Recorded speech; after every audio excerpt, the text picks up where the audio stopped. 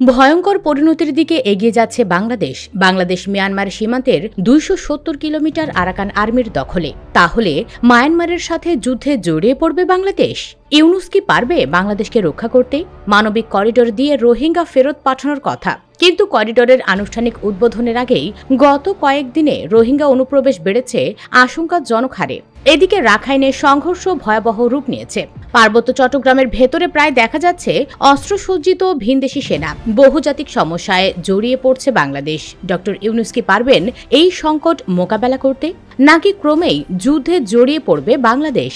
এইদিকে বুড়া শিকদারপাড়া থেকে রোহিঙ্গাদের বিতাড়িত করার পর 7 দিনের চট্টগ্রাম দখলের পরিকল্পনা করছে আরাকান আর্মি। পরিকল্পিত গণহত্যা ও জোরপূর্বক উচ্ছেদের মাধ্যমে রোহিঙ্গা মুসলমানদের বিতরণ করে সন্ত্রাসী গোষ্ঠী আরাকান আর্মি সম্প্রতি মিয়ানমারের বুড়া শিকদারপাড়া গ্রামকে তাদের সামরিক ব্যবস্থার জন্য একটি কৌশলগত ঘাঁটিতে রূপান্তর করছে। বিশেষভাবে উল্লেখযোগ্য, এই গ্রামে রোহিঙ্গা জনগোষ্ঠীকে নির্মূল করার ঠিক পরপরই সেখানে একটি উচ্চ পর্যায়ের গোপন সামরিক বৈঠক অনুষ্ঠিত হয়, যেখানে আরাকান আর্মির কেন্দ্রীয় কমান্ড থেকে একটি স্পষ্ট সামরিক নির্দেশনা ঘোষণা করা হয় চট্টগ্রাম 7 দিনের মধ্যে দখল করতে হবে। এই ঘোষণাটি নিছক হুমকি নয়, বরং এটি বাংলাদেশের ভূখণ্ডের বিরুদ্ধে একটি সুপরিকল্পিত, সমন্বিত এবং কৌশলগত আগ্রাসনের সরাসরি বার্তা। মিলিটারি দৃষ্টিকোণ থেকে এটি একটি পূর্ণাঙ্গ হামলার প্রাথমিক ধাপ, যেখানে এলাকা খালি করে অপারেশনাল বেস প্রস্তুত করা হয়েছে এবং এরপর সন্ত্রাসীদের মাধ্যমে সীমান্ত অতিক্রম করে সরাসরি আক্রমণ পরিচালনার পরিকল্পনা নেওয়া হয়েছে, যার সাথে ভারতও জড়িত।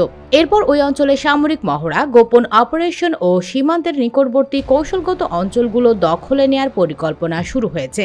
এর আগে এই এলাকায় আরাকান আর্মির সশস্ত্র সদস্যরা অন্তত 100 জনের বেশি রোহিঙ্গাকে গুলি, নির্যাতন এবং ঘরবাড়ি জ্বালিয়ে দিয়ে সেই এলাকা ছাড়তে বাধ্য করে। পালিয়ে আসা রোহিঙ্গারা জানিয়েছেন, আরাকান আর্মি জান্তা বাহিনীর চেয়েও বেশি বর্বর এবং নারী, শিশু সহ সকল শ্রেণীর জনগোষ্ঠীর বিরুদ্ধে তারা গণহত্যা চালিয়ে যাচ্ছে। এই প্রেক্ষাপটে স্পষ্টভাবে বলা যায়, এখানে আরাকান আর্মি শুধু মিয়ানমারের হয়ে নয়, ভারতের কৌশলগত লক্ষ্যে প্রয়োগকৃত একটি প্রক্সি মিলিশিয়া হিসেবে মাঠে নেমেছে।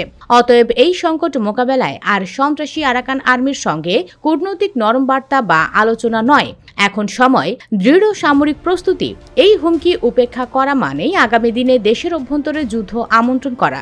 তাই এখনই প্রস্তুত থাকা দরকার বাংলাদেশের। প্রিয় ভিউয়ার্স, মায়ানমারের সাথে যুদ্ধে জড়িয়ে পড়লে কি জিততে পারবে বাংলাদেশ? যদি মনে করেন জিতবে, তাহলে অবশ্যই কমেন্ট বক্সে ইয়েস লিখে আপনার মূল্যবান মতামত জানিয়ে দিবেন। ধন্যবাদ।